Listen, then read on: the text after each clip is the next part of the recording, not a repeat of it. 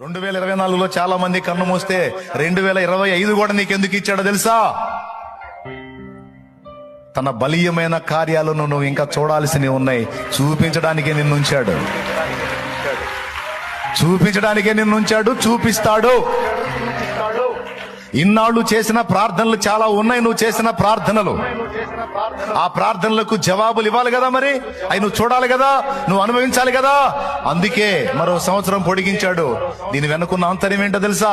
చాలా కారణాలు ఉన్నాయి. అందులో ఒక కారణం ఈసారి ఎప్పుడన్నా చెబుతా, నిన్ను మళ్ళీ నూతన సంవత్సరంలోకి ఎందుకు నడిపించాడో చాలా కారణాలు ఉన్నాయి. అందులో ఒకటి, నీ ప్రార్థనలకు, ఇన్నాళ్ళ నీ ప్రార్థనలకు ఇది మొదలు జవాబులు చూపించడానికి నీకు ఒక ఇయర్ని పొడిగించాడు ఆయన. నాకు ఒక ఇయర్ని పొడిగించాడు, సంవత్సరాన్ని పొడిగించాడు. ఇదే నమ్మాలి.